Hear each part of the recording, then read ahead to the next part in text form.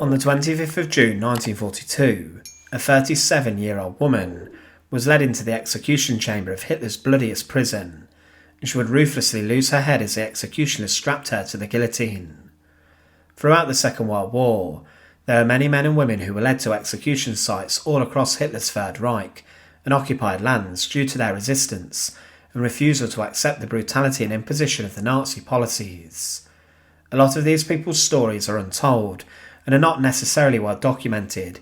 For example, there was Lepa Radic, a young teenage girl who would fight against the Germans as a partisan, but for her brave actions in taking up arms against the enemy, this would result in her being executed from a tree in front of a huge crowd. Kate Welkner would throughout her life fight against the Germans and the Nazi state, which would also incur the wrath of the Nazi Special Forces and intelligence agency the Abwehr. But the former circus performer would be shown no mercy, and she would obtain a rather senior position inside of the office of one of Hitler's inner circle. But as thousands would, Kate Welkner would be condemned for her resistance. Join us today as we look at her execution, and as always, to support our channel, please make sure to subscribe. Kate Welkner was born on the 12th of April 1906 inside of Danzig. The city during the Second World War would have a large concentration camp opened up inside of it, which became known as Stutthof, and the female guards of this site would later be executed in public for their actions on a huge gallows.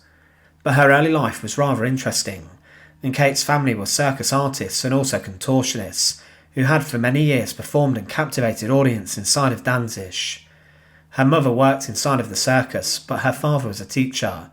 Politically, both of Kate's parents were Social Democrats, and the family would have a rather exciting life in the decades before the Second World War, as they travelled around Europe and Russia performing.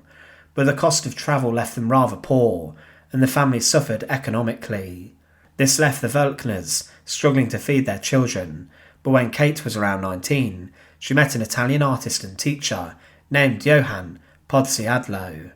He would later become her lover, and they would have 2 children together, named Hans and Henry.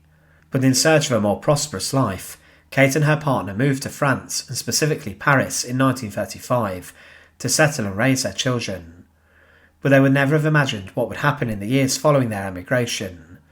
Paris was always dreamed to have been a haven for artists, but within 5 years of this, the city would be decimated as the Nazis and German armies steamrolled into the place, and they would impose a brutal rule and will over Paris.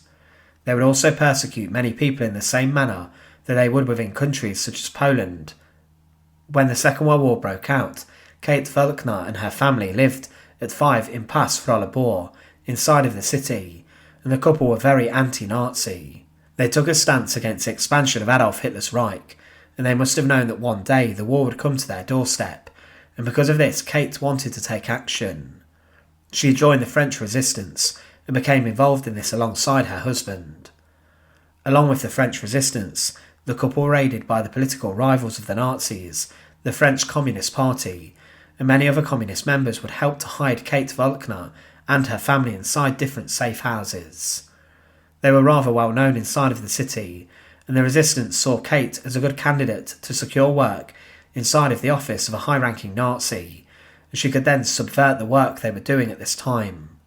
Kate would manage to get this job, and she actually worked inside the Paris branch office of Fritz Sauckel's Labour Deployment Office. Fritz Sauckel would at the end of the war be executed following the Nuremberg trials, as he was found guilty of war crimes and crimes against humanity, especially relating to the slave labour programmes which were administered inside of occupied lands, with Sauckel being in charge of so many of these. Inside of this job, Kate would then pass information to the resistance, and her husband found work inside of Operation Tot, the slave labour programme, working as an interpreter. Their son was tragically sent to a Hitler Youth camp in Germany, and this was a negative of their work, as he would be trained as a young soldier according to the Nazi beliefs and ideas. The families rubbed shoulders with other communist members of the resistance, and some even suspected them and their work. However, Kate Welkner would inform on Fritz Sauckel to the resistance, and she collected confidential information regarding the slave labour programmes. Kate smuggled this out of her office, and she then passed the information on, and with this the resistance then began to plot countermeasures against policies. However, the Völkners would be betrayed, and because of this, in January 1943, Kate was arrested by the Gestapo. She had been operating from the headquarters of the Red Orchestra, a communist resistance group, but things would get very tough for Kate. She was allegedly tortured inside of a Gestapo prison, would then be brought to trial for her actions in resistance activities, and also in what the Nazis deemed to have been treason. At her trial on the 15th of March 1943, the court heard of what she had been doing, and because of this she was sentenced to death by Judge Manfred Roeder at the most senior Nazi court inside of the Third Reich. Inside of the courtroom, Kate remained defiant, and she probably knew she would be condemned to death. In the face of her opponents, she raised her fist high up into the air, confronting the Nazi judges, and said, "I am happy to have been able to do a few things for communism." However, she would then be condemned, and with this she knew she was going to die. But in one final act of defiance and goodwill, Kate Völkner would marry her long-standing partner behind bars, but on the 25th of June 1943, she was led into the execution chamber of Plötzensee prison in Berlin. Plötzensee was an infamous site where thousands of people would be executed inside of the walls for defying Hitler and the Nazis. Inside of the prison was an execution chamber in the courtyard where some of the most ruthless Nazi executioners had worked. There was a guillotine inside of here, a German Faulbeil as it was known, a full metal guillotine in which executioners could take the head off a prisoner in a matter of seconds. Some executioners boasted that within 10 seconds of someone entering the execution chamber, that they could be executed with the blade falling. There was also a hanging beam in here, in which during the July 20th plot executions, this would be used for those committing treason against Hitler, and these executions were even allegedly filmed. But Kate Völkner was instructed that she was going to die within minutes, and she was led into the execution chamber flanked by prison officials and guards. The executioner's assistant greeted her and made sure her hands were secured behind her back.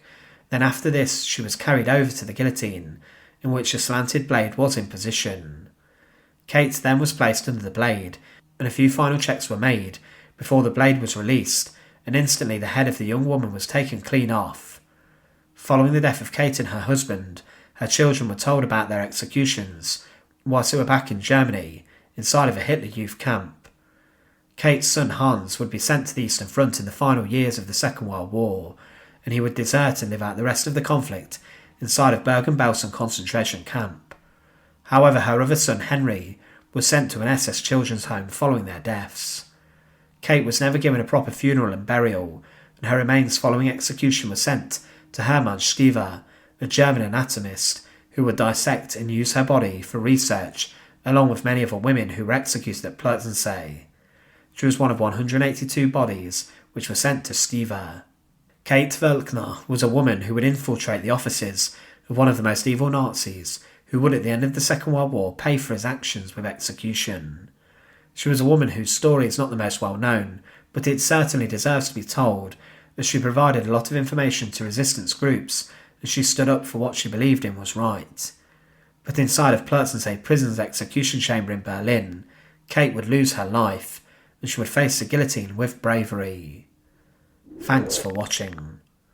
To support our channel, please make sure to subscribe, and once again, thank you so much for watching.